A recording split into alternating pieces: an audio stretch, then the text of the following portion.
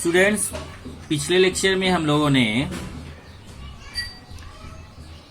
प्रश्न संख्या 2.1, 2.2 और 2.4 किया था। अभी हम लोग आगे बढ़ते हैं 2.5 और 2.6 के क्वेश्चन करेंगे। तो 2.5 के लिए जरा देखो कि आपको क्या क्या चीजें ध्यान देनी है, क्योंकि 2.5 में कुछ क्वेश्चंस कट है। तो जैसे अगर मान लीजिए वर्ग समीकरण है ax² plus bx plus c equal to 0, इसके मूल अगर आपको निकालने हैं तो सूत्र विधि से ऐसे निकालते हैं, x equal to minus b plus minus करनी में b² minus 4ac upon 2a। एक बार प्लस चिन्ह लगे, एक बार माइनस चिन्ह, तो x के दो मान आपको प्राप्त होते हैं सूत्र विधि से। अब अगर इसका केवल विविक्तिकर या विवेचक बोला जाता है, ध्यान दीजिए, विवेचक बोलेगा तब भी वही मतलब है, विविक्तिकर बोलेगा तब भी वही मतलब है, और b² माइनस 4ac बोलता है तब भी वही मतलब है, और डेल्टा बोलता है तब भी वही मतलब है। तो ध्यान देना, अगर प्रश्न में बोलता है एक वर्ग समीकरण दे दिया, बोला विवेचक ज्ञात करो, तो भी आपको b² माइनस 4ac निकालना है। बोल दिया विविक्तिकर ज्ञात करो, तो भी आपको b² माइनस 4ac निकालना है। बोल दिया डेल्टा ज्ञात करो, तो भी आपको b² माइनस 4ac निकालना है।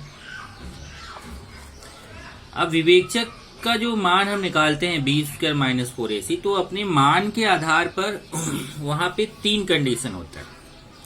अगर b² माइनस 4ac का मान जो आपने निकाला वो 0 के बराबर आ गया, तो फिर वर्ग समीकरण के मूल वास्तविक तथा समान होते हैं। अगर 0 आ गया तो आपको लिखना है, जो b² माइनस 4ac का मान निकाला 0, तो आपको बिना हल किए ही पता चल गया कि जो वर्ग समीकरण के हल, अगर जो मूल आएंगे, जो हल आएंगे, वो वास्तविक रहेंगे और समान रहेंगे। वास्तविक मतलब हम उसको ज्ञात कर सकते हैं, और समान का मतलब हुआ कि दोनों मूल के मान समान रहेंगे। और अगर जैसे b² माइनस 4ac का मान बड़ा है 0, बड़ा है 0 मतलब अगर प्लस में आ गया, b² माइनस 4ac का मान कोई प्लस वाली संख्या आ गई, तो वर्ग समीकरण के मूल वास्तविक तथा असमान होते हैं। मतलब अगर हम उस मूल को निकालेंगे तो वास्तविक होंगे, अर्थात हम उसको निकाल सकते हैं, और असमान मतलब दोनों मान अलग अलग रहेंगे। और तीसरा है, अगर जो वर्ग समीकरण है उसके अगर जो b² माइनस 4ac का मान निकाला वह 0 से कम है, मतलब छोटा है 0, मतलब माइनस में है, तो फिर आप बोलेंगे वर्ग समीकरण के मूल वास्तविक संख्या नहीं है, मतलब हम उसको ज्ञात नहीं कर सकते। तो एक हो गया, 0 के बराबर है तो वर्ग समीकरण के मूल वास्तविक तथा समान होते हैं, 0 से बड़ा है तो वर्ग समीकरण के मूल वास्तविक तथा असमान होते हैं, और 0 से छोटा है मतलब माइनस में है तो वर्ग समीकरण के मूल वास्तविक संख्या नहीं होते हैं। ये इतनी चीजें आपको याद करनी है। इस पे अगर आप देखेंगे तो इसी पे डिपेंड आपका प्रश्न संख्या 2.5 है। प्रश्न संख्या 2.5 में देखिए, अगर पहला क्वेश्चन देखेंगे तो पहले क्वेश्चन में वर्ग समीकरण दिया गया और बोला है कि विवेचक या विविक्तिकर का मान ज्ञात करो। तो आप तुलना करेंगे उसको, ax² plus bx plus c equal to 0 से तुलना करेंगे, a आएगा, b आएगा, c। a का मान देखिए यहाँ से, a का मान 1 हो गया, b का 7, c का -1, चिन्ह के साथ लेना।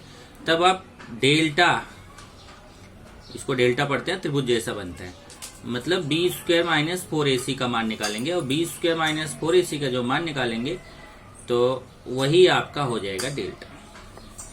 ये पहले टाइप का क्वेश्चन है। दूसरे टाइप के क्वेश्चन में विवेचक के आधार पर निम्नलिखित वर्ग समीकरणों के मूल निर्धारित करो।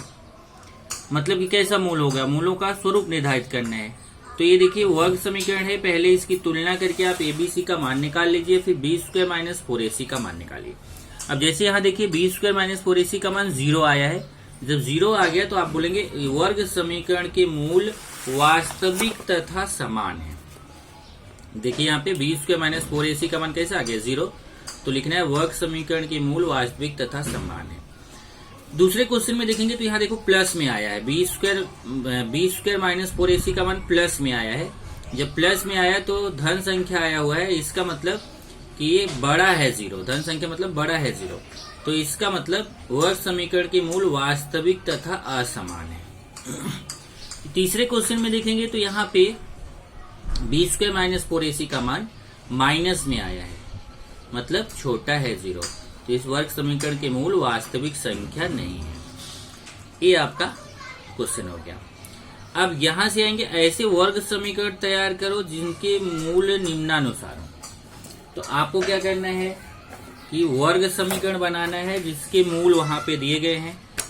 तो ध्यान रखिए यहाँ पर कि ये जो क्वेश्चन है, जब आप विविक्तिकर का मान निकाल लेते हैं विभक्तिकर का मान निकालने के बाद जो आपका आंसर आता है वो आपको वहां पर करना है। जैसे हमने वहां पर दूसरा क्वेश्चन देखा बराबर, और फिर तीसरा क्वेश्चन देखा। उसके बाद चौथा है वर्ग समीकरण प्राप्त करना है, वर्ग समीकरण बनाना है।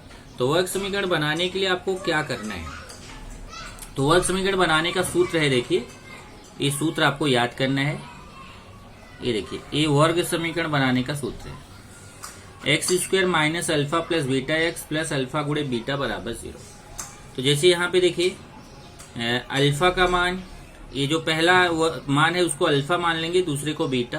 तो पहले अल्फा प्लस बीटा निकालेंगे, मतलब दोनों को जोड़ेंगे, 0 में 4 जोड़ेंगे तो 0 में 4 जोड़ेंगे तो 4 आएगा। फिर निकालेंगे अल्फा गुणे बीटा, अल्फा गुणे बीटा मतलब 0 में 4 का गुणा करेंगे, 0 आ गया।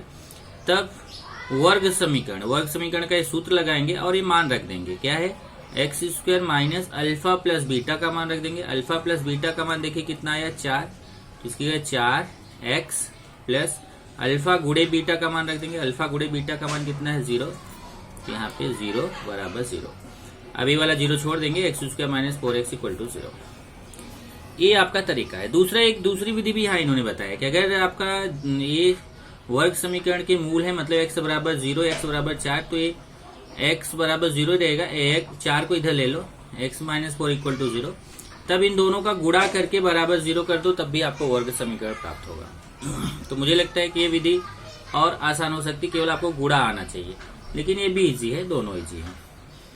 तो यहाँ देखिए ये अल्फा मान लिया, बीटा, अल्फा प्लस बीटा निकाल लिया, अल्फा गुणे बीटा निकाल लिया।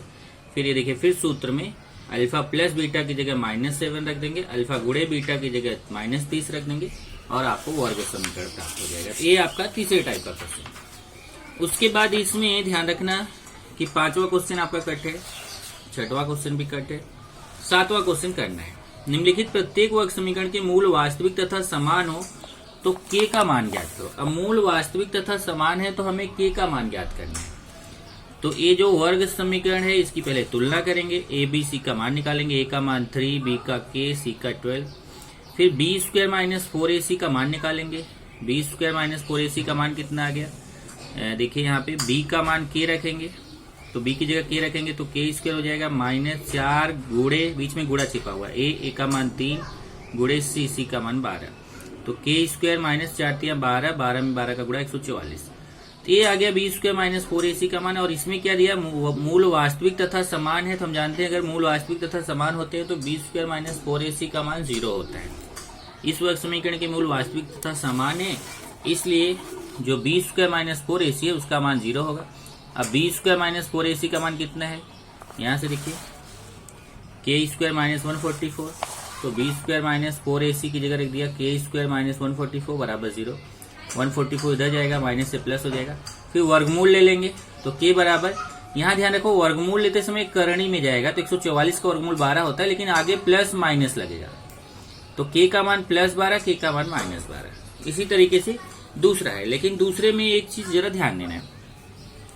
दूसरे में जैसे हम पहले kx का अंदर गुणा करेंगे, kx का x से गुणा करेंगे, kx स्क्वायर हो जाएगा, kx का 2 से करेंगे तो -2kx हो जाएगा, +6 इक्वल टू 0। तुलना करेंगे, a का मान k, b का -2k, c का मान 6। तब b स्क्वायर माइनस 4ac निकाल लिया, b का मान -2k का स्क्वायर माइनस 4a, a का मान k गुणे c का मान 6, तो माइनस का स्क्वायर प्लस हो जाएगा, 2 का स्क्वायर 4, k का स्क्वायर k स्क्वायर, यहाँ 4 छंग 24 के। अब इस वर्ग समीकरण के मूल वास्तविक तथा समान है, इसलिए b स्क्वायर माइनस 4ac का मान 0, मतलब 4k square minus 24k equal to 0।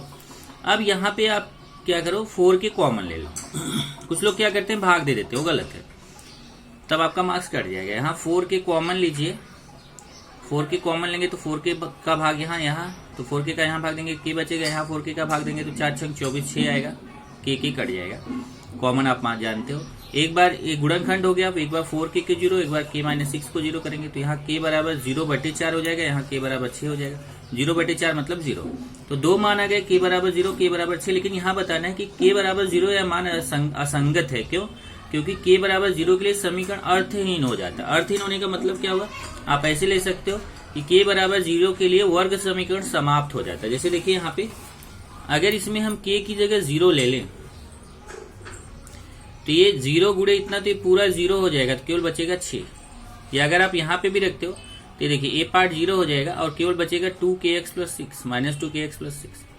तो जब स्क्वायर वाला पद ही खत्म हो गया तो वर्ग समीकरण समाप्त हो गया, जबकि ये वर्ग समीकरण है, तो इसलिए k बराबर 0 हम नहीं ले सकते, तो हमें क्या लेना है, k बराबर 6 लेना है।